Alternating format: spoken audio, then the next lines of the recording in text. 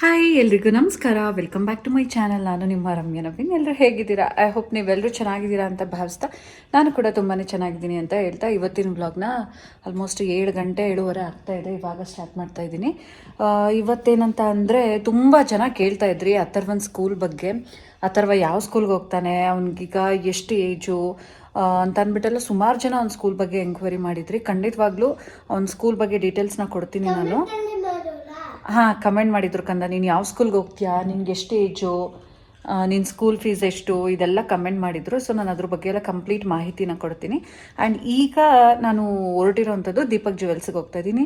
ಇನ್ನು ಕೆಲವರು ನನಗೆ ಪರ್ಸ್ನಲಾಗಿ ಇನ್ಸ್ಟಾದಲ್ಲಿ DM ಕೂಡ ಮಾಡಿದ್ರಿ, ಗೋಲ್ಡ್ ಈ ಸ್ಕೀಮ್ ಕಾರ್ಡ್ ಬಗ್ಗೆ ಒಂದಷ್ಟು ಮಾಹಿತಿ ಕೊಡಿ, ಸೇವಿಂಗ್ಸ್ ಬಗ್ಗೆ ಯಾವ ಥರ ಮಾಡ್ಕೊಬೋದು ಸಣ್ಣ ಪುಟ್ಟದು ಅಂತ ಅಂದ್ಬಿಟ್ಟು. ಶೋರ್ ನಾನು ನಿಮಗೆ ಅದ್ರ ಬಗ್ಗೆ ಡೀಟೇಲ್ಸ್ನ ಹೇಳ್ತೀನಿ.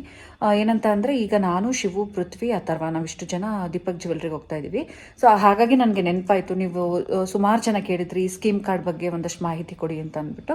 ಸೊ ಈಗ ನಾನು ಅಲ್ಲಿ ಹೋದ್ಮೇಲೆ ನಿಮಗೆ ಡೀಟೇಲ್ಸ್ನ ಕೊಡ್ತೀನಿ. ತುಂಬ ಜನಕ್ಕೆ ಅದು ಯೂಸ್ಫುಲ್ ಆಗುತ್ತೆ. ಒಂದೇ ಸಲ ಗೋಲ್ಡಿಗೆ ಇನ್ವೆಸ್ಟ್ ಮಾಡೋದು ನಿಜವಾಗ್ಲೂ ಕಷ್ಟವಾದ ವಿಷಯನೇ, ಅದರಲ್ಲೂ ಇವತ್ತಿನ ರೇಟಲ್ಲಿ. ಸೊ ಈ ಥರ ಮಂತ್ಲಿ ಸ್ವಲ್ಪ ಸ್ವಲ್ಪ ಸೇವಿಂಗ್ಸ್ನ ಮಾಡಿಕೊಂಡು ಕಟ್ಟೋದ್ರಿಂದ ಏನು ಅಡ್ವಾಂಟೇಜ್ ಇದೆ ಮತ್ತು ಅದು ಯಾವ ಥರ ಏನು ಅಂತ ಅಂದ್ಬಿಟ್ಟು ನಾನು ನಿಮಗೆ ಅಲ್ಲಿ ಹೋದ್ಮೇಲೆ ಪೂರ್ತಿಯಾಗಿ ತಿಳಿಸ್ಕೊಡ್ತೀನಿ. ಆ್ಯಂಡ್ ಇನ್ನೊಂದೇನಂತ ಅಂದರೆ ಈಗ ಆಲ್ರೆಡಿ ಬಂದು ವೆಯ್ಟ್ ಮಾಡ್ತಾ ಇದ್ದಾರೆ ಶಿವು ಮತ್ತು ಪೃಥ್ವಿ.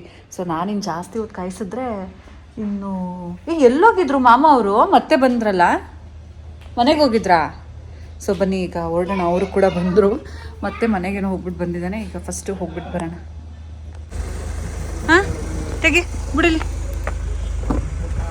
ಹತ್ತು ನಡಿ ಬೇಗ, ಟೈಮ್ ಆಗ್ತಾ ಇಲ್ವಾ? ಬೇಗ ಬೇಗ ಬೇಗ ಬೇಗ.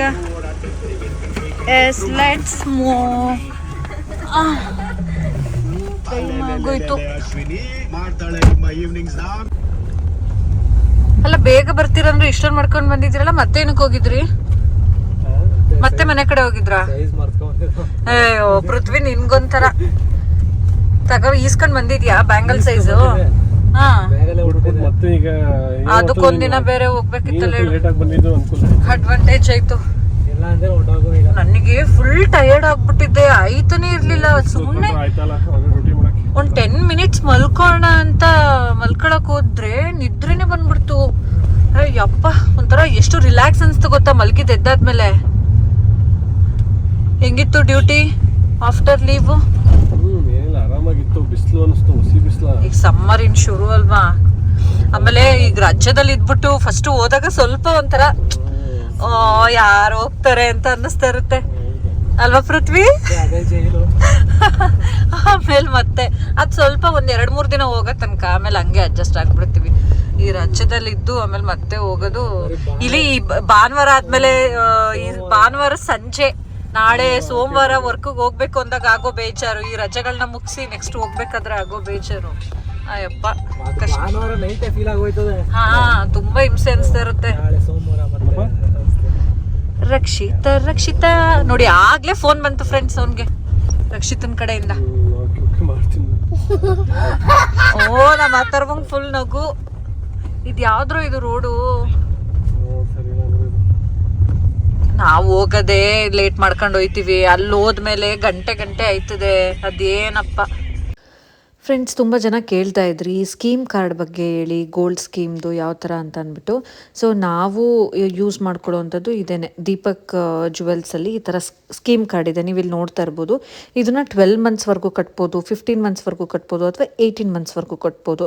ಪರ್ ಮಂತ್ 500, 1000, 2000 ಈ ಥರ ನಮ್ಗೆ ಎಷ್ಟಾಗುತ್ತೆ ಇಷ್ಟನ್ನ ನಾವು ಮಂತ್ಲಿ ಕಟ್ಕೊಂಡು ಹೋಗಬೇಕು. ಅವ್ರು ಅದಕ್ಕೆ ಒಂದಷ್ಟು ಅಮೌಂಟ್ನ ಸೇರಿಸ್ಕೊಡ್ತಾರೆ. ಸೊ ಆ ಅಮೌಂಟಲ್ಲಿ ನಾವು ಗೋಲ್ಡನ್ನ ಬೈ ಮಾಡ್ಬೋದು.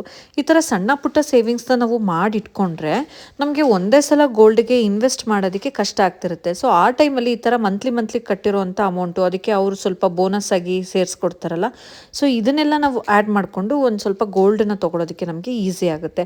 ಸೊ ಆದಷ್ಟು ಏನು ಮಾಡಿ ಅಂದರೆ ನಿಮಗೆ ಸ್ಯಾಲ್ರಿ ನಿಮ್ಮ ಹಸ್ಬೆಂಡ್ಗಾಗಿರ್ಬೋದು ಅಥವಾ ನಿಮ್ಗಾಗಿರ್ಬೋದು ಎಷ್ಟು ಬರುತ್ತೋ ಅಷ್ಟರಲ್ಲಿ ತಿಂಗಳಿಗೆ ಒಂದು 500 ರೂಪಾಯಿನೋ ಅಥವಾ ಮಿನಿಮಮ್ ನಿಮ್ಗೆ ಎಷ್ಟಾಗುತ್ತೆ ಅಷ್ಟು ಅದನ್ನು ಗೋಲ್ಡ್ಗೆ ಅಂತ ಎತ್ತಿಡಿ. ಅದರಿಂದ ನಿಜವಾಗ್ಲೂ ನಿಮಗೆ ಸ್ವಲ್ಪ ಸೇವಿಂಗ್ಸ್ ಆಗುತ್ತೆ. ಮತ್ತು ಇವತ್ತಿನ ಗೋಲ್ಡ್ ರೇಟಲ್ಲಿ ನಾವು ಏನೇ ಈ ಥರ ಸ್ಕೀಮ್ ಕಾರ್ಡ್ ಕಟ್ಕೊಂಡಿದ್ರು ಸ್ವಲ್ಪ ಕಷ್ಟನೇ. ಇಫ್ ಇನ್ ಕೇಸ್ ನೋಡಿ ಈ ಥರ ಸ್ಕೀಮ್ ಕಾರ್ಡ್ನ ಕಟ್ಟಿ ಸ್ವಲ್ಪ ಏನೋ ಇಟ್ಕೊಂಡಿದ್ರೆ ಮತ್ತೆ ನಮ್ಗೆ ಇನ್ವೆಸ್ಟ್ ಮಾಡಬೇಕಾದ್ರೆ ಸ್ವಲ್ಪ ಏನು ಕಷ್ಟ ಅಂತ ಅನಿಸಲ್ಲ. ನಮ್ಮ ಶಕ್ತಿಗೆ ಎಷ್ಟಾಗುತ್ತೆ ಅಷ್ಟು ಕಟ್ಕೋಬೋದು. ಈ ಥರ ಸ್ಕೀಮ್ಸು ತುಂಬ ಶಾಪ್ಸಲ್ಲಿ ಇರುತ್ತೆ. ಸೊ ನಿಮಗೆ ಈಗ ನಿಯರ್ ಇರೋರು ದೀಪಕ್ ಜುವೆಲ್ಸಲ್ಲಿ ಕಟ್ತೀನಿ ಅಂತಂದರೆ ಕಟ್ಕೋಬೋದು. ಅಥವಾ ನೀವು ಈ ಜೋಯಲಕಾಸ್ ಇರ್ಬೋದು, ಬೇರೆ ಬೇರೆ ಶಾಪ್ಸಲ್ಲಿ ಬೇರೆ ಬೇರೆ ಥರ ಸ್ಕೀಮ್ಸ್ಗಳಿರುತ್ತೆ.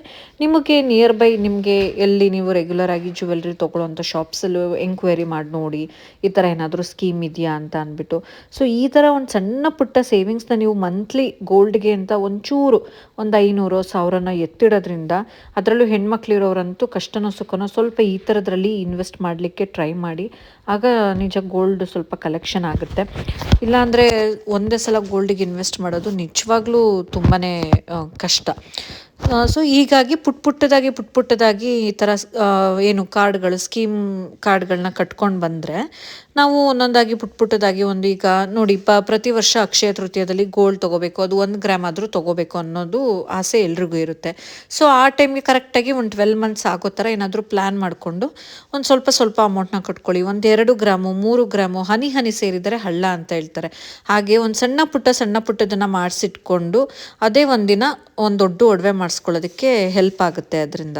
ಸೊ ಈ ಥರ ಏನು ಸ್ಕೀಮ್ಸ್ ಇರೋದನ್ನು ಸ್ವಲ್ಪ ಯುಟಿಲೈಸ್ ಮಾಡ್ಕೊಳ್ಳಿ ಅಂತ ಹೇಳ್ತೀನಿ. ಫ್ರೆಂಡ್ಸ್, ಅಲ್ಲಿಂದ ಮನೆಗೆ ಬಂದ್ವಿ. ಅಮ್ಮ ಚಿಕನ್ ಗ್ರೇವಿ ಮತ್ತು ಚಪಾತಿ ಮಾಡ್ತಾಯಿದ್ರು. ನವೀನವ್ರು ಇಲ್ಲೇ ಇದ್ದರು ಆರ್ಯನ್ಗೋಸ್ಕರ, ಅವರು ಬಿಟ್ಟು ಬಂದಿರಲಿಲ್ಲ. ಅವನು ಆಟ ಆಡಿಕೊಂಡು ಇವತ್ತು ಸ್ವಲ್ಪ ಪರವಾಗಿಲ್ಲ. ಅವನು ಏನು ಮಾಡ್ತಿದ್ದೀಮ್ಮ? ಚಪಾತಿ ಜೊತೆಗೆ ಚಿಕನ್ ಗ್ರೇವಿ. ಚಪಾತಿ ತಿಂತಿದ್ಯಾ ನೀನು? ನನಗೆ ಯಾಕೆ ತೆಗೆದುಕೊಡ್ತೀಯಾ? ಬಂಟು ಅದಕ್ಕೆ ನಾನು ಹೇಳಿದ್ದು ಸುಮ್ಮನೆ ಕಬಾಬ್ ಮಾಡ್ಕೊಳ್ಳೋದ ಕಣಮ್ಮ ಅಂತ ಅಂದ್ಬಿಟ್ಟು. ಬಂಟು, ಆರ್ಯ ಬೇಬಿ ಲೋ ಶಾರ್ಪ್ ಐತೆ ಕಣೋದು. ಇಡೋ ಆರ್ಯ ತರ್ಲೆ ಯಪ್ಪ. ಅಥರ್ವನ್ಗೆ ಆಪೋಸಿಟ್ ಇವನು. ಅವನು ಹೆಂಗಿರ್ತಿದ್ನೋ ಅದಕ್ಕೆ ಡೆಡ್ ಆಪೋಸಿಟ್ ಇವನು. ತುಂಟ ತರ್ಲೆ ಮೊಗ ಉಟ್ಬಿಟ್ಟದೆ ನಂಗೆ. ತರ್ಲೆ ಮೊಗ ಬಂದು ಮಗನೆ.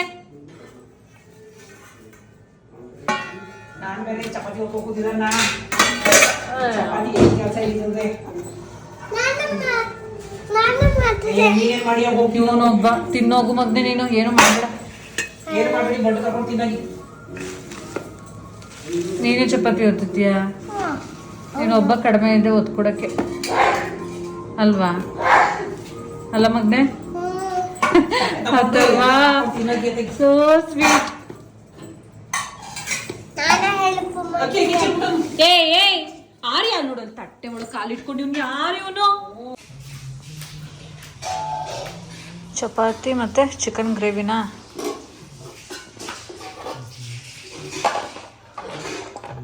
ಏನ್ರು ನಮ್ಮನೆ ಹಿಂಗಾಗೋಯ್ತು. ಬರೀ ದಿನ ನಾನ್ ವೆಜ್ ಆಗೋಯ್ತು. ಚಿಕನ್ ಬಿರಿಯಾನಿ ನೆನ್ನೆ, ಇವತ್ತು ಚಿಕನ್ ಗ್ರೇವಿ. ಹಾಕಳ್ರು ನನಗೊಂದೇ ಚಪಾತಿ ಸಾಕಣಪ್ಪ. ನಂಗೊಂದೇ ಸಾಕು. ನಂಗೂ ಒಂದೇ ಸಾಕು. ಚಪಾತಿ ಬೇಕಂದ್ರೆ ಜಾಸ್ತಿನೇ ಬೇಡ. ಆ್ಯಕ್ಚುಲಿ ನನಗೆ ರೈಸ್ ಇದ್ರೆ ಚಪಾತಿ ರೈಸ್ ಜಾಸ್ತಿ. ಅಷ್ಟೊಂದು ಕಷ್ಟಪಟ್ಟು ಒತ್ತೈತೆ ಅಮ್ಮ. ಅಲ್ಲ ನಮಗೆಲ್ಲ ಚಪಾತಿ ಅಂದರೆ ನಂಗೆ ಸ್ವಲ್ಪ ಹಲ್ಲು ನೋವಿರೋದ್ರಿಂದ ನಂಗೆ ಅಗ್ಯಕ್ಕಾಗಲ್ಲ. ತೋರಿಸ್ಕೊಳ್ಳೋದ್ರಲ್ಲೇ ಇದ್ದೀನಿ ನಾನು ಇನ್ನು. ಅಥರ್ವಾ ಬಾ. ಚಿಕನ್ ಹಾಕಿದ್ದು ಅಲ್ಲಿ ಬರ್ತಾನೆ ತಗೊಬಂದ. ಕುತ್ಕೊಳ್ಳಿ, ತಿನ್ಸ್ಕೊಡ್ತೀನಿ. ಆ ಕಡೆ ನಡೀರಿ, ಆ ಕಡೆ ಆ ಸೈಡ್ ಬನ್ನಿ. ಅಲ್ಲಿಗೆ ಹೋಗಿ, ಚೇರ್ ಹತ್ರ ಹೋಗಿ, ಪ್ಲೇಟ್ ತಗೋಗಿ ನಿಮ್ಮದು. ಹೋಗು ಮಗ್ನೆ ಅಲ್ಲಿಗೆ. ಹೋಮ್ವರ್ಕ್ಸ್ ಎಲ್ಲ ಈ ಕಡೆ ಬನ್ನಿ. ಅಲ್ಲಿ ಯಾಕೆ ಹೋಗ್ತಾ ಇದ್ದೀರಾ? ಇಲ್ಲಿ ಕುತ್ಕೊಳ್ಳಿ. ಇಲ್ಲಿ ಪಕ್ಕ. ಹಾಂ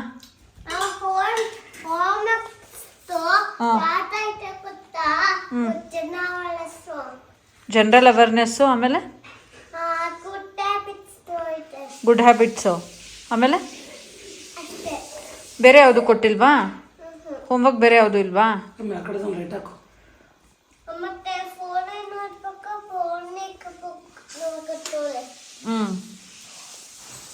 ಸರಿ ಆಯಿತು, ಮುಗಿಸ್ಬಿಡು. ಏನೈತೆ ಅದನ್ನೆಲ್ಲ, ಆಯಿತಾ?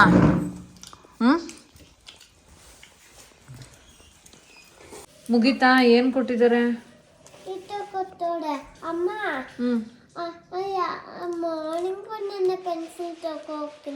ಸ್ಕೂಲ್ಗೆ ಬಾಯ್ಲಿ, ಇಲ್ಲ ಹತ್ರ ಬಾಯ್ಲಿ. ಸ್ಕೂಲ್ಗೆ ಪೆನ್ಸಿಲ್ ತಗೊಂಡೋಗಿರ್ಲಿಲ್ವಾ? ಯಾವ ಬ್ಯಾಗು?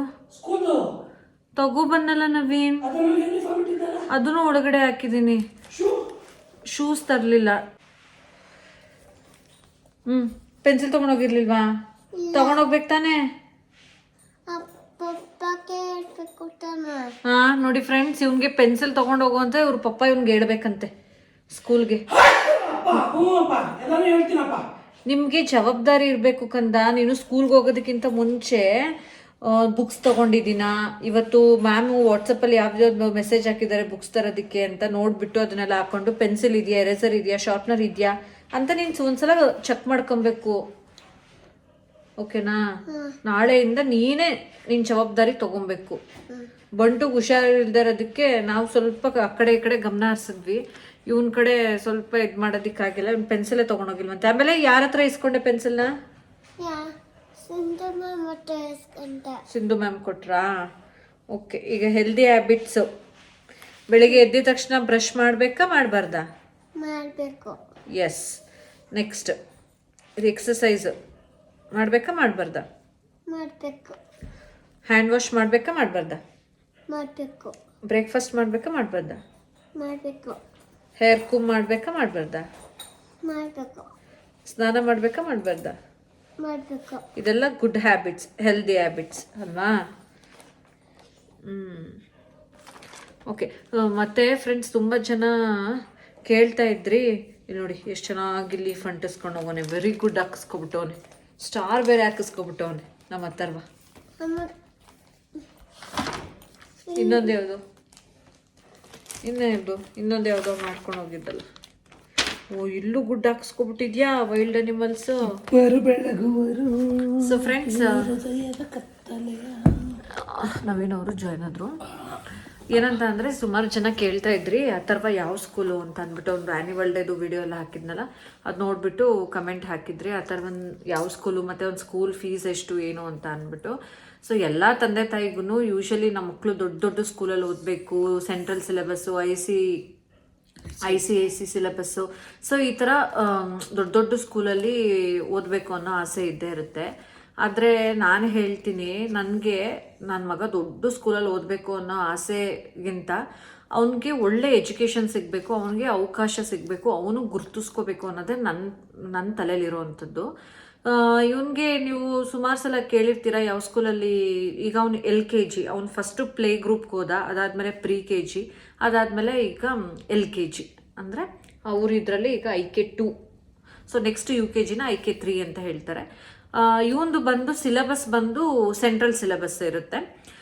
ಸ್ಕೂಲ್ ಬಂದು ಸಂಸ್ಕೃತಿ ವಿದ್ಯಾಮಂದಿರ ಅಂತ ಅಂದ್ಬಿಟ್ಟು. ಇದು ಆ್ಯಕ್ಚುಲಿ ಜೇಸಸ್ ಲೇಔಟ್ ಅಲ್ಲ, ಅದು ಜೇಸಸ್ ಲೇಔಟಲ್ಲೇ ಇರೋದು. ನಮ್ಮ ಮನೆಯಿಂದ ಜಸ್ಟ್ ಒಂದು ಕಿಲೋಮೀಟರ್ ಡಿಸ್ಟೆನ್ಸಲ್ಲಿ, ಅದಕ್ಕಿಂತನೂ ಕಮ್ಮಿನೇ ಆಗುತ್ತೆ.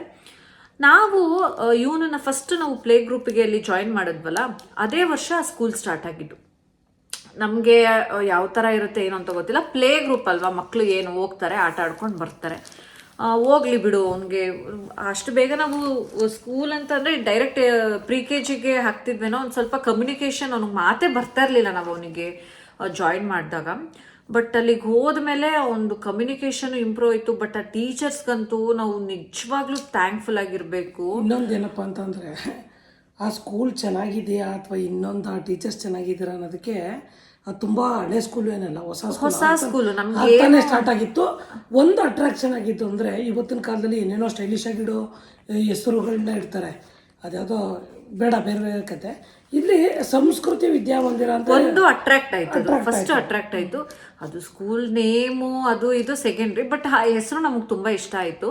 ಅದ್ರ ಜೊತೆಗೆ ಅಲ್ಲಿ ಅವನು ಹೋದ್ಮೇಲೆ ಒಂದು ಕಮ್ಯುನಿಕೇಷನ್ ತುಂಬಾ ಇಂಪ್ರೂವ್ ಆಯಿತು, ತುಂಬ ಆ್ಯಕ್ಟಿವ್ ಆದ. ಮತ್ತು ಅಲ್ಲಿ ಟೀಚರ್ಸ್ ಅಂತೂ ನಿಜವಾಗ್ಲೂ ಎಷ್ಟು ಕೇರ್ ತೊಗೊಂಡ್ರು ಅಂದರೆ ಮಗು ಬಗ್ಗೆ ನಮಗೆ ಭಯನೇ ಇರ್ತಾ ಇರಲಿಲ್ಲ.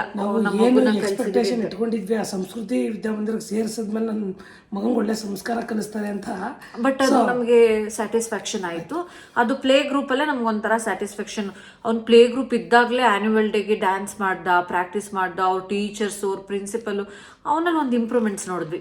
ಅದಾದ್ಮೇಲೆ ಪೇರೆಂಟ್ಸ್ ಮಾತಕ್ಕೂ ರೆಸ್ಪೆಕ್ಟ್ ಮಾಡ್ತಾರೆ. ಅವ್ರದ್ದೇನಾದ್ರು ತಪ್ಪಿದ್ರೆ ಅವ್ರದ್ದು ಹೊಸ ಸ್ಕೂಲ್ ಅಲ್ವಾ, ನಾವ್ ಏನಾದ್ರು ಸಜೆಷನ್ಸ್ ನ ಕೊಡ್ತಾ ಇದ್ವಿ, ಅದನ್ನ ಅಕ್ಸೆಪ್ಟ್ ಮಾಡ್ಕೊಂಡ್ರು, ಬೇಜಾರ್ ಮಾಡ್ಕೊತಿರ್ಲಿಲ್ಲ ಹೇಳೋದು ಅಂತ. ನೀವ್ ಹೇಳಿದ್ರೇನೆ ನಾವು ಅದನ್ನ ತಿಳ್ಕೊಳ್ಳೋದಕ್ಕೆ, ಅದನ್ನ ಸರಿಪಡಿಸ್ಕೊಳ್ಳೋದಕ್ಕೆ ಅದೊಂದು ಅವಕಾಶ. ದಯಮಾಡಿ ನಮ್ದು ಏನಾದ್ರು ಮಿಸ್ಟೇಕ್ಸ್ ಇದ್ರೆ ಹೇಳಿ ಅಂತ ಹೇಳ್ತಾ ಇದ್ರು. ಸೊ ನಾವು ನಮ್ಗೆ ಏನನ್ಸೋದನ್ನ ಶೇರ್ ಮಾಡ್ಕೊತಾ ಇದ್ವಿ. ಅದು ಪ್ರತಿ ಸಲ ಇಂಪ್ರೂವ್ಮೆಂಟ್ಸ್ ಕಾಣ್ತಿತ್ತು. ನೆಕ್ಸ್ಟ್ ಪ್ಲೇ ಗ್ರೂಪ್ ಇಂದ ಪ್ರೀ KG ಹೋದ. ಅದಂತೂ ನಮಗೆ ಲಾಸ್ಟ್ ಇಯರ್ ಅಂತೂ ಇನ್ನೂ ಒಂಥರ ಸರ್ಪ್ರೈಸ್ ಆಗಿತ್ತು. ಅವನು ಟೆಸ್ಟಲ್ಲಿ ಮಾರ್ಕ್ಸ್ಗಳಾಗಿರ್ಬೋದು, ಅವನಿಗೆ ಕಮ್ಯುನಿಕೇಷನ್ ಸ್ಕಿಲ್ ಇರ್ಬೋದು. ನಾನು ಹುಟ್ಟಿನ ಕಚ್ಚಿಟ್ಕೊಂಡಾಗ ಪ್ಲೇ ಗ್ರೂಪ್ ಅಲ್ಲಿ ಅಳ್ತೈತೆ. ಪ್ಲೇ ಗ್ರೂಪ್ ಹುಟ್ಟಿದಾಗ ಚಿಕ್ಕವನಾಗಿದ್ದಾಗ ಪ್ಲೇ ಗ್ರೂಪ್ ಅಲ್ಲಿ ಅಳ್ತಿದ್ನಂತೆ. ಇವಾಗ ಅಳ್ತೀಯ ಸ್ಕೂಲ್ಗೆ ಹೋಗೋದಕ್ಕೆ? ಅವನಿಗೆ ಸ್ಕೂಲ್ಗೆ ಹೋಗೋದು ಅಂದ್ರೆ ಈಗ ತುಂಬಾ ಇಷ್ಟ ಆಯ್ತಾ. ಆಮೇಲೆ ಪ್ರೀ KGಲೂ ಅಷ್ಟೇ ನಾನು ಲಾಸ್ಟ್ ಇಯರು ತುಂಬ ಇಂಪ್ರೂವ್ಮೆಂಟ್ಸು, ಓದೋದಕ್ಕೆಲ್ಲ ಶುರು ಮಾಡ್ಕೊಂಡ. ನಮಗೆ ಆಶ್ಚರ್ಯ ಆಯಿತು. ಮತ್ತು ಡ್ಯಾನ್ಸಲ್ಲೆಲ್ಲ ಪಾರ್ಟಿಸಿಪೇಟ್ ಮಾಡೋದು, ಫುಲ್ ಆ್ಯಕ್ಟಿವ್ ಆಗಿದ್ದ. Okay, next LKG. Play group ಮುಗೀತು, ಪ್ರೀ KG ಮುಗೀತು, ಈಗ LKG. ಇದು ತುಂಬಾ ಇಂಪಾರ್ಟೆಂಟ್. LKG UKG ಇಂದ ಮಕ್ಕಳಿಗೆ ಎಕ್ಸಾಕ್ಟಾಗಿ ಬೇಸಿಕ್ ಅನ್ನೋದು ಶುರು ಆಗುತ್ತೆ. ಇಲ್ಲಿಂದ ಯಾವ ಸ್ಕೂಲಿಗೆ ಸೇರಿಸೋದು ಸ್ಟಾರ್ಟ್ ಆಯಿತು. ಇನ್ನೇನು ನಾವು ಏಪ್ರಿಲಿಂದನೇ ಯೋಚನೆ ಮಾಡೋದಕ್ಕೆ ಶುರು ಮಾಡಿದ್ವಿ. ಆರ್ಯ ಕೂಡ ಹುಟ್ಟಿದ್ದ. ಯಾವ ಸ್ಕೂಲಿಗೆ ಸೇರ್ಸೋಣ ಅಂತ ಡಿಸ್ಕಷನ್ ಮಾಡಬೇಕಾದ್ರೆ ನಾನು ಹೇಳಿದೆ ಒಂದೇ ಮಾತು, ದೊಡ್ಡ ದೊಡ್ಡ ಸ್ಕೂಲ್ಗಳಿಗೆ ನಾವು ಸೇರಿಸ್ತೀವಲ್ಲ, ಅದರಲ್ಲಿ ನಮ್ಮ ಮಗು ತುಂಬ ಮಕ್ಕಳಿರ್ತಾರೆ. ಅಲ್ಲಿ ನಮ್ಮ ಮಗುನ ಐಡೆಂಟಿಫೈ ಮಾಡೋದಕ್ಕೆ ಆಗುತ್ತೋ ಆಗಲ್ವೋ, ನಮ್ಮ ಮಗುಗೆ ಒಳ್ಳೆ ಸ್ಟೇಜ್ ಸಿಗುತ್ತೋ ಇಲ್ವೋ ಗೊತ್ತಿಲ್ಲ. ಆದರೆ ನಾನಂತೂ ನಿನಗೆ ಹೇಳ್ತೀನಿ ನವೀನ್, ಈ ಸ್ಕೂಲಲ್ಲಿ ಅವನು 2 ವರ್ಷ ಅವನೇನಾದರೂ ಇದೇ ಸ್ಕೂಲು LKG UKG ಅವನು ಇದೇ ಸ್ಕೂಲಲ್ಲಿ ಕಂಟಿನ್ಯೂ ಮಾಡಿದ್ರೆ ಖಂಡಿತವಾಗ್ಲೂ ಅವನು ಫಸ್ಟ್ ಸ್ಟ್ಯಾಂಡರ್ಡ್ಗೆ ಹೊರಗಡೆ ಹೋಗೋಷ್ಟರಲ್ಲಿ ಅವನು ಒಂದು ಒಳ್ಳೆ ಸ್ಟೂಡೆಂಟಾಗಿ ಹೊರಗಡೆ ಬರ್ತಾನೆ. ಅದಂತೂ ನಂಗೆ ನಂಬಿಕೆ ಇದೆ ಆ ಸ್ಕೂಲ್ ಮೇಲೆ. ಅವನಿಗೆ ಇನ್ನೊಂದು ಕಮ್ಯುನಿಕೇಷನ್, ಸ್ವಲ್ಪ ಮಾತು ಸ್ಪಷ್ಟತೆ ಕೆಲವೊಂದು ಕಡಿಮೆ ಇರೋದ್ರಿಂದ, ಮತ್ತು ನನಗೆ ಈ ಚಿಕ್ಕ ಸ್ಕೂಲ್ ಇರುತ್ತೆ ನೋಡಿ, ಹೊಸದಾಗಿ ಓಪನ್ ಮಾಡಿರೋದಾಗಿರ್ಬೋದು ಅಥವಾ ಒಂದು ಪುಟ್ಟದಾಗಿ ಸಂಸ್ಥೆ ಮಾಡ್ಕೊಂಡಿರ್ಬೋದು, ಅವ್ರು ಅಷ್ಟೇ ನಮ್ಮ ಮಕ್ಕಳನ್ನ ಈಸಿಯಾಗಿ ಗುರುತಿಸೋದು ದೊಡ್ಡ ಸ್ಕೂಲ್ಗಿಂತ. ದುಡ್ಡೇ ಆಗ್ಬಿಟ್ಟಿರ್ತದೆ. ಸೊ ಹೇಳ್ಕೊಳಕ್ಕೆ ನಾನು ಹಂಗಂತ ದೊಡ್ಡ ಸ್ಕೂಲಿಗೆ ಸೇರಿಸಿರೋ ಮಕ್ಕಳೆಲ್ಲ ಓದ್ತಾ ಇಲ್ಲ, ಅವ್ರಿಗೆ ಒಳ್ಳೆ ಎಜುಕೇಷನ್ ಸಿಗಲ್ಲ ಅಂತ ಖಂಡಿತವಾಗ್ಲೂ ನಾನು ಹೇಳಲ್ಲ. ಎಲ್ಲರ ವಿಚಾರದಲ್ಲೂ ಅಲ್ಲ. ದೊಡ್ಡ ಸ್ಕೂಲ್ಗಳು ಅಷ್ಟೇ ಆ ಹೆಸರು ತಕ್ಕಂತೆ ಅದೇ ಥರ ರಿಸಲ್ಟ್ನ ಕೊಡ್ತಾ ಇರ್ತಾರೆ. ಅಷ್ಟೇ ಚೆನ್ನಾಗಿ ಔಟ್ಪುಟ್ ಕೂಡ ದೊಡ್ಡ ಸ್ಕೂಲ್ಗಳಿಂದನೂ ಸಿಗ್ತಾ ಇರುತ್ತೆ. ಆದರೆ ನನಗೆ ಪರ್ಸ್ನಲಿ ಏನನ್ನಿಸ್ತು ಅಂತಂದರೆ, ನಾನು ಓದಿದ್ದು ಕೂಡ LKGಯಿಂದ ಒಂದು ಕನ್ನಡ ಮೀಡಿಯಮಲ್ಲಿ ನಾನು ಓದಿದ್ದು. ಅದು ಹೇಳ್ಬೇಕಂದ್ರೆ ಏಡೆಡ್ ಸ್ಕೂಲ್ ಅಂತಾರಲ್ಲ, so of government of private ಆ ಥರ ಏನೋ ಇರುತ್ತಲ್ಲ, ಅದು ಆ ಥರ ಸ್ಕೂಲ್. ಆ ಸ್ಕೂಲಲ್ಲಿ ಓದ್ಕೊಂಡು ಬಂದಿದ್ದು. ನನಗೆ ಯಾವ ಥರ ಅವಕಾಶಗಳು ಸಿಗ್ತಾ ಇತ್ತು, ನಾನು ಯಾವ ಥರ ಓದ್ತಾ ಇದ್ದೆ, ನನ್ನನ್ನು ಯಾವ ಥರ ಟೀಚರ್ಸ್ ಪುಷಪ್ ಮಾಡ್ತಾಯಿದ್ರು, ಐಡೆಂಟಿಫೈ ಮಾಡ್ತಾಯಿದ್ರು, ನನಗೆ ಅದೆಲ್ಲ ಖುಷಿ ಇದೆ. ಅದನ್ನೆಲ್ಲ ನೋಡಿದ್ನಲ್ಲ. ಜೀವನದಲ್ಲಿ ಒಂದು ಮಗು ಸಕ್ಸಸ್ ಆಗಬೇಕು ಅಂದರೆ ಅದು ICIC ಸಿಲೆಬಸ್ಸೇ ಆಗಬೇಕು, ಸೆಂಟ್ರಲ್ ಸಿಲೆಬಸ್ ಆಗಬೇಕು ಅಂತ ಏನಿಲ್ಲ. ಸ್ಟೇಟ್ ಸಿಲೆಬಸ್ಸಲ್ಲಿ ಓದಿರೋ ಅಂಥ ಎಷ್ಟೋ ಜನ ವಿದ್ಯಾರ್ಥಿಗಳು ಇವತ್ತು ಗೌರ್ನಮೆಂಟ್ ಕೆಲಸ ಇರ್ಬೋದು, ಸೆಂಟ್ರಲ್ ಗೌರ್ನಮೆಂಟ್ ಕೆಲಸ ಇರ್ಬೋದು ತಗೊಂಡು ಮಾಡ್ತಾ ಇದ್ದಾರೆ. ಸೊ ಸಿಲೆಬಸ್ ಅನ್ನೋದು ಗಳಿದೆ ಆಯ್ತಾ. ಸೊ ಕನ್ನಡ ಮೀಡಿಯಮಲ್ಲಿ ಓದ್ಕೊಂಡು IAS IPS ಆಗಿರೋರು ಇದ್ದಾರೆ. ಸೊ ನಾನು ಅದು ಇದ್ರ ಬಗ್ಗೆ ಎಲ್ಲ ಮಾತಾಡಲ್ಲ. ನನಗೇನು ಅನಿಸ್ತು ಅಂದರೆ, ನಾನು ಈ ಬಿಲ್ಡಿಂಗ್ ಫಂಡ್ ಕಟ್ಕೊಂಡು ಮಂಡ್ಯ DC ಆಗಿದ್ರಲ್ಲ, MT ಕುಮಾರ್ ಅಂದರೆ ಕಾಲಿ ಕುಮಾರ್ ಅವರು, ಡಾಕ್ಟರ್ ಕುಮಾರ್ ಅವ್ರದ್ದೊಂದು. ಹೌದು, ಆ ಥರ ಎಕ್ಸಾಂಪಲ್ಗಳು ತುಂಬಾ ಇದೆ. ನನ್ನ ಅನಿಸಿಕೆ ಅನ್ನಿಸ್ತು, ನನ್ನ ಮಗನ್ನ ದೊಡ್ಡ ಸ್ಕೂಲಿಗೆ ಸೇರಿಸ್ಬಿಟ್ರೆ ಅವ್ನು ಚೆನ್ನಾಗಿ ಓದ್ಬಿಡ್ತಾನೆ, ಒಂಚೂರು ಕಮ್ಯುನಿಕೇಷನ್ ಸ್ಕಿಲ್ಲು, ಇಂಗ್ಲೀಷ್ ಮಾತಾಡೋದು ಒಂಚೂರು ಚೆನ್ನಾಗಿ ಮಾತಾಡ್ಬೋದೇನೋ ಆ ಥರ ದೊಡ್ಡ ಸ್ಕೂಲಲ್ಲಿ. ಆದರೆ ನನಗೆ ಎಜುಕೇಷನ್ ವಿಷಯದಲ್ಲಿ ನನಗೇನು ಕಡಿಮೆ ಆಗುತ್ತೆ ಅಂತ ಅನ್ನಿಸ್ಲಿಲ್ಲ. ಸೊ ನಾವು ಡಿಸೈಡ್ ಮಾಡಿದ್ವಿ, ಅವನು 2 ವರ್ಷ LKG UKG ಇಲ್ಲಿ ಈಗ ಸದ್ಯಕ್ಕೆ ಈ ಸ್ಕೂಲಲ್ಲಿ ಇಲ್ಲಿವರೆಗೂ ಇದೆ. ಇಫ್ ಇನ್ ಕೇಸ್ ಅದು ಫಸ್ಟ್ ಸ್ಟ್ಯಾಂಡರ್ಡ್ ಏನಾದರೂ ನೆಕ್ಸ್ಟು ಕಂಟಿನ್ಯೂ ಆದರೆ ನನಗೆ ಅಲ್ಲೇ ಹಾಕ್ಲಿಕ್ಕೆ ಮನ್ಸು ಬರುತ್ತೋ ಏನೋ ನನಗೆ ಗೊತ್ತಿಲ್ಲ. ಅವ್ನು UKG ಪರ್ಫಾರ್ಮೆನ್ಸ್ ಮೇಲೆ ಅದು ಡಿಪೆಂಡ್ ಆಗುತ್ತೆ. ಆ್ಯಂಡ್ ಇನ್ನು ಫೀಸು ಈಗ ಬೇರೆ ಸ್ಕೂಲಲ್ಲೆಲ್ಲ ಲಕ್ಷ ಮಕ್ಕಳಿಗೆ ಪ್ರಿ ಕೆ ಜಿಗೆ 1 ಲಕ್ಷ 1.5 ಲಕ್ಷ ಏನು ಏನಂತಾರೆ ಅದಕ್ಕೆ ಏನು ಯಾವ ಫಂಡ್ ಅಂತಾರೆ ಇದು ಮಾಡಬೇಕಲ್ಲಪ್ಪ ಸ್ಟಾರ್ಟಿಂಗು ಡೊನೇಷನ್ ಡೊನೇಷನ್ ಎಲ್ಲ ಕೊಟ್ಟು ಆ ಥರ ಎಲ್ಲ ಜಾಯಿನ್ ಮಾಡೋದು ಅದು ನಾನು ಯೋಚನೆ ಮಾಡಿದೆ ಅಷ್ಟೊಂದೆಲ್ಲ ನೆಸೆಸಿಟಿ ಇಲ್ಲ ಇವಾಗಲೇ ಅವನಿಗೆ ಈಗ ಅವ್ನಿಗೆ ಚೆನ್ನಾಗಿ ಒಂದು ಎಜುಕೇಷನ್ ಸಿಕ್ಕಿದ್ರೆ ಮನೇಲಿ ನಾವು ಸ್ವಲ್ಪ ಚೆನ್ನಾಗಿ ಪುಷಪ್ ಮಾಡಿದ್ರೆ ಅವ್ನು ಹೋಗ್ತಾನೆ ಅವ್ನಿಗೆ ಬೇಕಾಗಿರೋದು ಅವ್ನಿಗೆ ಸಿಗುತ್ತೆ ಅಂತ ಅನ್ನಿಸ್ತು. ಆ್ಯಕ್ಚುಲಿ ಏನು ಗೊತ್ತಾ, ನಾವು ಸ್ವಲ್ಪ ಎಜುಕೇಷನ್ಗೆ ತುಂಬ ವ್ಯಾಲ್ಯೂ ರಮ್ಯ ಕೊಡ್ತಾರೆ, ನಾವು ಕೊಡ್ತೀವಿ. ಬಟ್ ಇವನಿಗೆ ನಾವು ಕೈ ಹಿಡಿದು ಬರ್ಸಿರೋದೇ ಕಡಿಮೆ. ನಿಜವಾಗ್ಲೂ ಒಂದು ದಿನ ಬರ್ಸ್ಬೇಕು ಬರೀ ಎ ಇಂದ ಝೆಡ್ ವರೆಗೆ ನಾವು ಒಂದು ದಿನ ಅವನಿಗೆ ಕೈ ಹಿಡಿಸ್ಕೊಂಡು ಬರ್ಸಿಲ್ಲ. ಪ್ರತಿಯೊಂದನ್ನು ಅಷ್ಟೇ. ಇವತ್ತು ಎಷ್ಟು ನೀಟಾಗಿ ಅವ್ನು ಬರೀತಾನೆ ಅಂದರೆ ಒಂದು ವಾರಕ್ಕೊಂದು ಹೊಸ ಒಂದು ರಫ್ ನೋಟ್ಗೆ ಅವನಿಗೆ ಬುಕ್ಸೇ ಪ್ರಪಂಚ. ಅದು ಹೆರಿಡೇಟ್ರಿ ಥರ ಬಂದಿದೆಯೋ ಇನ್ಯಾವ ಥರ ಬಂದಿದೆಯೋ ನನಗೆ ಗೊತ್ತಿಲ್ಲ. ನಾನು ಅಷ್ಟೇ ಸ್ಕೂಲಿಂದ ಬಂದಿದ ತಕ್ಷಣ ಶೂಸು ರಿಮೂವ್ ಮಾಡ್ತಾ ಇರಲಿಲ್ಲ, ಯೂನಿಫಾರ್ಮು ಕೂಡ ಇನ್ನೂ ಡ್ರೆಸ್ ಚೇಂಜ್ ಕೂಡ ಮಾಡ್ತಿರ್ಲಿಲ್ಲ. ನನಗೆ ಬರೆಯೋದು ಅಂದ್ರೆ ಅಷ್ಟೊಂದು ಇಷ್ಟ. ಸ್ಕೂಲಲ್ಲಿ ಹೋಮ್ವರ್ಕ್ ಕೊಟ್ಟಿದ್ದಾರೆ ಅಂದರೆ ಮನೆಗೆ ಹೋದ ತಕ್ಷಣ ಹೋಮ್ವರ್ಕ್ ಮಾಡಿಬಿಡ್ಬೇಕು.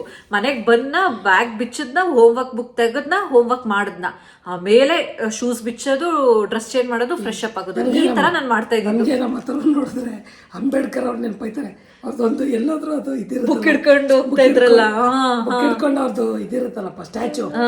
ಸೊ ನನ್ನ ಮಗ ಎಲ್ಲರೂ ಹೋಗ್ಬೇಕಂದ್ರೆ ಬುಕ್ ಹಿಡ್ಕೊಳ್ಳೋದು ಅಂತ. ಹೌದು, ನಿಜ. ಆ ವ್ಯಕ್ತಿನ ನಾವು ನಮ್ಗೆ ಖುಷಿ ಆಗುತ್ತೆ. ನವೀನ್ ಹೇಳ್ತಾ ಇರ್ತಾರೆ, ಅಥರ್ವ ನೀನು ಯಾವಾಗಲೂ ಹಿಂಗೆ ಬುಕ್ ಹಿಡ್ಕೊಂಡು ಓಡಾಡ್ತಾ ಇದ್ರೆ ನನಗೆ ನಿಜ ಅಂಬೇಡ್ಕರ್ ಅವ್ರನ್ನ ನೋಡ್ದಂಗೆ ಆಗುತ್ತೆ ಕಣೋ.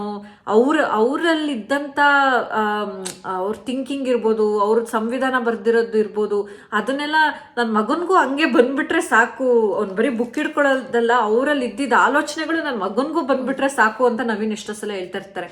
ಹಾಗೆ ಹಂಗಂತ ಇಲ್ಲಿ ಫೀಸ್ ಬಗ್ಗೆ ಕೇಳೋದಾದ್ರೆ ಫ್ರೆಂಡ್ಸ್, ಇಲ್ಲಿ ಅವ್ನ ಫೀಸ್ ಬಂದು 40,000. ಅದು 4 ಇನ್ಸ್ಟಾಲ್ಮೆಂಟ್, 4 or 3 ಅನ್ಸುತ್ತಲ್ಲ, 4 ಇನ್ಸ್ಟಾಲ್ಮೆಂಟ್ಸ್ ಅಲ್ಲಿ ಅವ್ರು ನಮಗೆ ಅವಕಾಶ ಕೊಡ್ತಾರೆ ಫೀಸ್ ಕಟ್ಟೋದಕ್ಕೆ.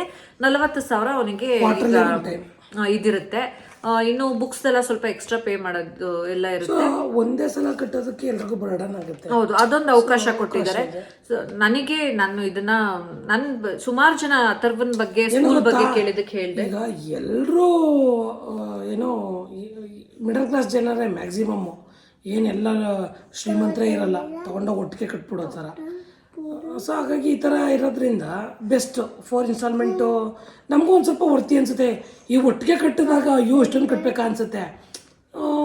ಈ ಥರ ಇನ್ಸ್ಟಾಲ್ಮೆಂಟ್ ಎಲ್ಲ ಆದಾಗ ನಿಜವಾಗ್ಲೂ ಅನುಕೂಲ ಆಗುತ್ತೆ. ಮತ್ತೆ ಅವ್ರು ಯೂನಿಯನ್ ಡೇ ಮಾಡಿದ್ರಲ್ಲ, ಅವಾಗಲೂ ಅಷ್ಟೇ ಎಷ್ಟು ಎಫರ್ಟ್ಸ್ ಹಾಕಿ ಮಾಡಿದ್ದಾರೆ ಅಂತ ಅಂದರೆ, ಮಕ್ಕಳು ಎಲ್ಲ ಅಷ್ಟು ಚೆನ್ನಾಗಿ ಡ್ಯಾನ್ಸ್ ಮಾಡಿದ್ರು. ಮಕ್ಕಳು ಸ್ಟೇಜ್ ಮೇಲೆ ಅಷ್ಟು ಚೆನ್ನಾಗಿ ಪರ್ಫಾರ್ಮ್ ಮಾಡ್ತಾರೆ ಅಂದ್ರೆ ಅದ್ರ ಹಿಂದೆ ಟೀಚರ್ಸ್ ಎಷ್ಟು ಎಫರ್ಟ್ಸ್ ಇರುತ್ತೆ ಅಂತ ನಾವು ಯೋಚನೆ ಮಾಡಲೇಬೇಕು. ಡ್ಯಾನ್ಸ್ ಕಲಿಸೋದು ಎಷ್ಟು ಕಷ್ಟ ಅಂತದ್ರಲ್ಲಿ ಪುಟ್ಟು ಮಕ್ಕಳುಗಳಿಗೆ ಅವ್ರ ಸ್ಟೆಪ್ಸ್ ನ ನೆನ್ಪಿಟ್ಕೊಬೇಕು. ಈ ವರ್ಷ ಇನ್ನೊಂದು ಏನಪ್ಪಾ ಅಂದ್ರೆ ಸ್ಕಿಟ್ ಮಾಡಿಸಿದ್ರು, ಅದೆಲ್ಲ ತುಂಬಾ ಚೆನ್ನಾಗಿತ್ತು. ಅಂಡ್ ನಮಗೊಂದು ಸ್ಯಾಟಿಸ್ಫ್ಯಾಕ್ಷನ್ ಇದೆ. ನನ್ನ ಮಗ ಒಂದು ಡೈಲಾಗ್ ಹೇಳೋದಕ್ಕೆ ಎಷ್ಟು ಸಲ ಇದ್ ಮಾಡ್ತೀವಿ, ತಗೋತೀವಿ ಅಂತಾರಲ್ಲ. ಅಂದ್ರೆ ನನಗಲ್ಲಿ ಅರ್ಥ ಆಗಿದ್ದು, ಮಕ್ಳದ್ದು ಸ್ಟೇಜ್ ಅಲ್ಲಿ ಪರ್ಫಾರ್ಮೆನ್ಸ್ ನೋಡಿದಾಗ ನನ್ನ ತಲೆಗೆ ಓಡ್ತಾ ಇದ್ದಿದ್ದು, ಟೀಚರ್ಸ್ ಯಾವ ರೇಂಜಿಗೆ ಎಫರ್ಟ್ಸ್ ಹಾಕಿ ಮಾಡಿಸಿದ್ದಾರೆ ಮಕ್ಕಳಿಗೆ ಅಂತ ಅಂದ್ಬಿಟ್ಟು ಅನ್ನಿಸ್ತಾ ಇತ್ತು. ಕೊರಿಯೋಗ್ರಾಫರ್ ಇರ್ಬೋದು, ಟೀಚರ್ಸ್ ಇರ್ಬೋದು, ತುಂಬ ಚೆನ್ನಾಗಿ ಎಫರ್ಟ್ಸ್ ಹಾಕಿ ಮಾಡಿಸಿದ್ರು. ಆ್ಯಂಡ್ ಓವರ್ ಆಲ್ ಆಗಿ ಹೇಳ್ಬೇಕಂದ್ರೆ ಅವನು ಆಮೇಲೆ ಸ್ಪೋರ್ಟ್ಸಲ್ಲಿ ಪಾರ್ಟಿಸಿಪೇಟ್ ಮಾಡಿದ್ದ, ಕಾನ್ಫಿಡೆನ್ಸ್ ಸ್ಟಾರ್ ಅನ್ನೋ ಅವಾರ್ಡ್ ಬಂತು, ರನ್ನಿಂಗ್ ರೇಸಲ್ಲಿ ಫಸ್ಟ್ ಪ್ರೈಸ್ ಬಂತು, ಮತ್ತು ಓದೋ ವಿಚಾರದಲ್ಲೂ ಗುಡ್ ಇದ್ದಾನೆ. ನಂಗೆ ಅದೆಲ್ಲ ಒಂದು ಸ್ಯಾಟಿಸ್ಫ್ಯಾಕ್ಷನ್ ಇದೆ.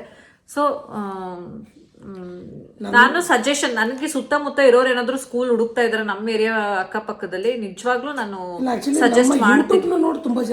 ಸುಮಾರು ಜನ ಅಡ್ಮಿಷನ್ ಮಾಡಿದ್ದಾರೆ. ಬಟ್ ನನಗೂ ಸ್ಯಾಟಿಸ್ಫ್ಯಾಕ್ಷನ್ ಇದೆ. ಯಾಕಂದ್ರೆ ಮಕ್ಕಳು ಓದೋ ಎಜುಕೇಶನ್ ವಿಷಯದಲ್ಲಿ ನಾನು ಸುಳ್ಳು ಹೇಳೋದಿಕ್ಕಾಗಲ್ಲ ಅಥವಾ ಇನ್ನೊಂದೇನೋ ಹೇಳೋಕ್ಕಾಗಲ್ಲ. ನನಗೆ ಎಲ್ಲ ಪೇರೆಂಟ್ಸ್ಗೂ ನಮ್ಮ ಸ್ಕೂಲ್ ಈಗ ಸಂಸ್ಕೃತ ವಿದ್ಯಾಮಂದಿರದಲ್ಲಿ ಯಾರು ಮಕ್ಕಳು ಹಾಕಿದ್ದಾರೆ ಅವ್ರಿಗೆ ಗೊತ್ತಿರುತ್ತೆ, ಅನುಭವ ಆಗಿರುತ್ತೆ. ಸೊ ಚೆನ್ನಾಗಿದೆ, ಅಡ್ಮಿಷನ್ ಮಾಡ್ಬೋದು ನೀವು ಕೂಡ ನಿಮ್ಮ ಮಕ್ಕಳಿಗೆ. ಅಲ್ಲಿ ಪ್ಲೇ ಗ್ರೂಪ್ ಇಂದನೂ ಇದೆ.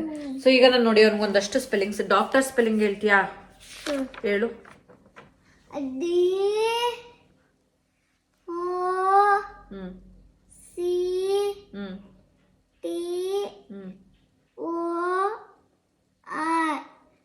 ಹಿಂಗೊಂದು ವಿಷಯ ಗೊತ್ತಾ ಮಗನೇ, ನಮಗೆ 5ನೇ ಕ್ಲಾಸಲ್ಲಿ ಏನೋ ಕಂಪ್ಯೂಟರ್ ಕ್ಲಾಸಿಗೆ ಸೇರಿಸಿದ್ರು. ಕ್ಲಾಸ್ ರೂಮಿಗೆ ಕೂತ್ಬಿಟ್ಟಿದ್ದೀವಿ ಕಂಪ್ಯೂಟರ್ ಕ್ಲಾಸಲ್ಲಿ. ಕಂಪ್ಯೂಟರ್ ಸ್ಪೆಲ್ಲಿಂಗ್ ಬರೀರಿ ಅಂದರು. 5ನೇ ಕ್ಲಾಸಲ್ಲಿ. ಕಂಪ್ಯೂಟರ್ ಸ್ಪೆಲ್ಲಿಂಗ್ ಬರ್ತಾ ಇಲ್ಲ. ಅಥವಾ ನಿಮಗೆ ಗೊತ್ತಾ ಕಂಪ್ಯೂಟರ್ ಸ್ಪೆಲ್ಲಿಂಗು? ಕಂಪ್ಯೂಟರ್ ಸ್ಪೆಲ್ಲಿಂಗ್ ಗೊತ್ತಾ? ಗೊತ್ತಿಲ್ಲ. ಗೊತ್ತಿಲ್ವಾ? ಅಂದ್ರೆ ಇವತ್ತು LKG ಮಕ್ಕಳು ಫಾರ್ಮರ್ಸ್ ಸ್ಪೆಲ್ಲಿಂಗ್ಸ್ ಕೊಟ್ಟು. ಯಾವುದು? ಫಾರ್ಮರ್ಸ್. ಫಾರ್ಮರ್ ಸ್ಪೆಲ್ಲಿಂಗ್ ಗೊತ್ತಾ? ಹೇಳು ಆಯ್ತು. ಫಾರ್ಮರ್ ಸ್ಪೆಲ್ಲಿಂಗ್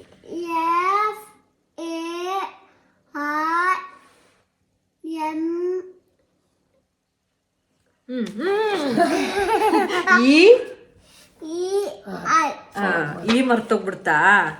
ಟೀಚರ್ ಸ್ಪೆಲ್ಲಿಂಗ್ ಗೊತ್ತಾ? ಕೊಟ್ಟು. ಹೇಳು.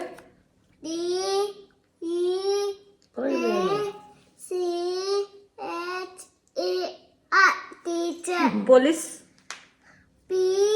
POLICE. Police. Cook? COOK. Cook. Carpenter ಗೊತ್ತಾ? ಗೊತ್ತಿಲ್ಲ. ದೊಡ್ಡದೈತೆ ಅದು ಅಂತ. ಟೇಲರ್?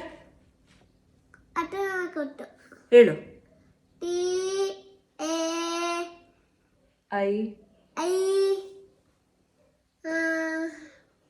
ಇವರೆಲ್ಲ ಯಾರು? ಗೊತ್ತಿಲ್ಲ ನಂಗೆ. ಟೇಲರ್ ಗೊತ್ತಿಲ್ಲ. ಅಲ್ಲಲ್ಲ, ಇವರೆಲ್ಲ ಕಮ್ಯುನಿಟಿ ಹೆಲ್ಪರ್ಸ್ ತಾನೇ? ಫೈರ್ ಫೈಟರ್ ಕೊಟ್ಟು. ಹೇಳು.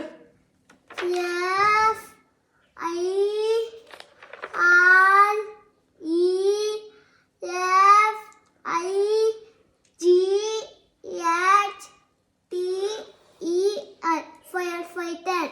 ವೆರಿ ಗುಡ್ ಕಂದ.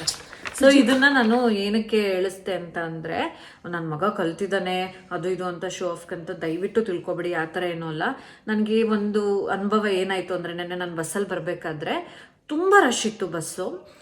ನಮ್ಮ ಸಬ್ಸ್ಕ್ರೈಬರ್ ಅಂತೆ 2 ಮಕ್ಕಳ ಜೊತೆ ಲೇಡಿ ಇದ್ರು. ಅವ್ರ ಹೆಸರು ಏನೋ ಮೋನಿಶನೋ ಏನೋ ಹೇಳಿದ್ರು. ನೀವು ಈ ವ್ಲಾಗ್ನ ನೀವು ಯಾರು ನೋಡ್ತಿದ್ರೆ ಕಮೆಂಟ್ ಮಾಡಿ ಮೋನಿಶ್ ಅವರೇ. ಅವ್ರ ಪಕ್ಕದಲ್ಲಿ ಅವ್ರ ಮಗುನ ಇಬ್ರು ಮಕ್ಳಿದ್ರು.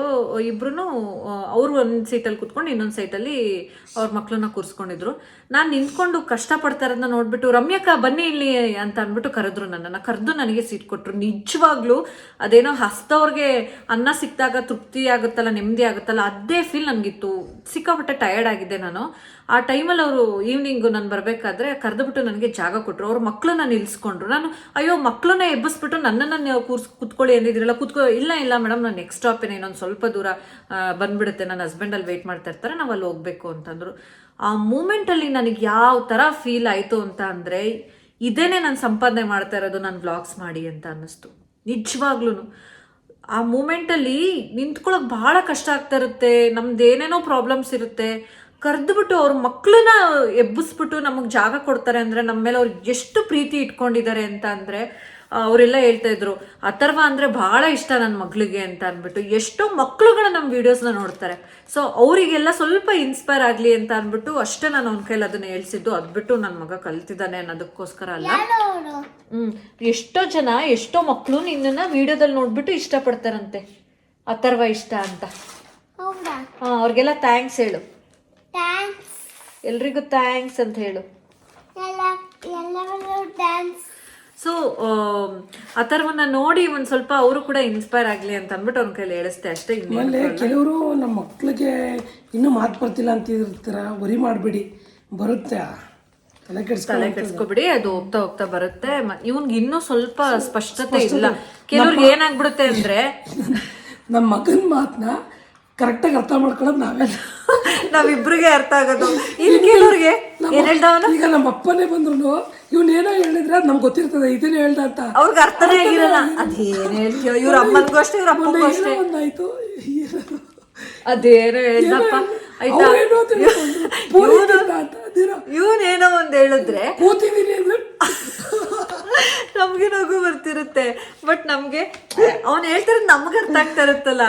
ನಮ್ಗೆ ಬೇರೆಯವರು ಹೋಗಪ್ಪ ನಿನ್ ಮಾತನ್ನ ಮತ್ತೆಗೂ ಅಷ್ಟೇ, ಇವನೇನೋ ಹೇಳಿದ್ರೆ ಅಯ್ಯೋ ನಿನ್ ಮಾತೇ ಅರ್ಥವಾಗಲ್ದು ಹೋಗು ನಮ್ಗೆ ಅಂತಾರೆ. ಸೊ ನಮ್ಗೆ ಅರ್ಥ ಆಗ್ತಾ ಇರುತ್ತಲ್ಲ, ನಾವು ಅಯ್ಯೋ ಬಿಡು ಅಂತ ಅನ್ಕೊಂಡು. ನಮ್ಮ ಅಕ್ಕ ಫೋನ್ ಮಾಡಿದಾಗ ಏನಾಯ್ತು, ಕೂತಿದ್ದೀನಿ ಅಂದ್ರೆ ಪೂರಿ ನಮ್ಗೆ ಪೂರಿ. ಸೊ ಇವನ್ ಮಾತು ಅರ್ಥ ಆಗೋದಿಲ್ಲ ಅಂದ್ರೆ ನಮಗ್ ನೀಟಾಗಿ ಅರ್ಥ ಆಗ್ತಿರುತ್ತೆ. ನಮಗ್ ನೋಡಿ ಅಳ್ತಾ ಇದ್ದ ಒಂದು ಟೈಮಲ್ಲಿ ನನ್ನ ಮಗನ ಮಾತು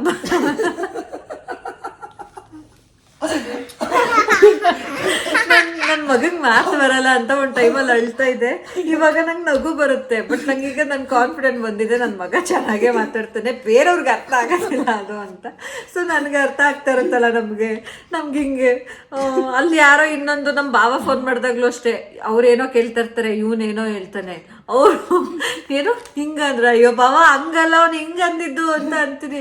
ನನಗೆ ನಗು ಬರ್ತಾ ಇರುತ್ತೆ. ಹಂಗೆ ನಮ್ಮ ಹತ್ರ ಬಂದು ಇನ್ನೂ ಒಂದೊಂದು ಮಾತು ಸ್ಪಷ್ಟತೆ ಇಲ್ಲ. ಬಟ್ ಅವ್ನು ಏನೇ ಮಾತಾಡೋದು ನಮ್ಗೊಂದು ಅರ್ಥ ಆಗುತ್ತೆ ಅಲ್ವಾ ಮಗ್ನೆ? ಹೌದು. ಹ್ಞೂ ಮಮ್ಮಿ ಅನ್ನೋ. ಈ ಡೈಲಾಗ್ ಎಷ್ಟು ಮಿಸ್ ಮಾಡ್ಕೊತವ್ರೆ ಗೊತ್ತಾ? ನೀನ್ ಮುಂಚೆ ಒಂಚೂರು ಲಾಸ್ಟ್ ಇಯರ್ ಚಿಕ್ಕವನಾಗಿದ್ದಲ್ಲ, ಅವಾಗ ನಾನು ಏನಾರು ಹೇಳಿದ್ರೆ ಹೌದಾ ಅಥರ್ವಾ ಅಂತಂದ್ರೆ ಹ್ಞೂ ಮಮ್ಮಿ ಅಂತಿದ್ದೆ. ಈಗ ಹೌದು ಅಂತೀಯ. ಈಗ ದೊಡ್ಡವನಾಗ್ಬಿಟ್ಟವನಲ್ಲ ಅಲ್ವಾ? ಹ್ಞೂ ಮಮ್ಮಿ ಅನ್ನೋ ಮತ್ತೆ. ಅಯ್ಯೋ ಫ್ಲೋ ಚೆನ್ನಾಗಿದೆ. ಆರ್ಯ ಮಲ್ಕೊಬಿಟ್ಟವನೆ, ಅವನಿಗೆ ಮೆಡಿಸನ್ ಎಲ್ಲ ಹಾಕಿ ಮಲಗಿಸಿದ್ವಿ. ಸೊ ಫ್ರೆಂಡ್ಸ್, ಇದಾಗಿತ್ತು ಇವತ್ತಿನ ಬ್ಲಾಗ್. ಆಯ್ತಾ, ಮತ್ತೆ ನೆಕ್ಸ್ಟ್ ಬ್ಲಾಗಲ್ಲಿ ಸಿಗ್ತೀವಿ. ಬ್ಲಾಗ್ ನಿಮ್ಗೆ ಇಷ್ಟ ಆಗಿದ್ರೆ ಲೈಕ್ ಮಾಡಿ, ಕಮೆಂಟ್ ಮಾಡಿ, ಶೇರ್ ಮಾಡಿ. ಹಾಗೆ ಇನ್ನೂ ನಮ್ಮ ಚಾನಲ್ನ ಸಬ್ಸ್ಕ್ರೈಬ್ ಮಾಡ್ಕೊಳ್ದೆ ನೋಡ್ತಾ ಇದ್ರೆ ದಯವಿಟ್ಟು ಸಬ್ಸ್ಕ್ರೈಬ್ ಮಾಡ್ಕೊಳ್ಳೋದನ್ನ ಮರಿಬೇಡಿ. Thank you. Thank you.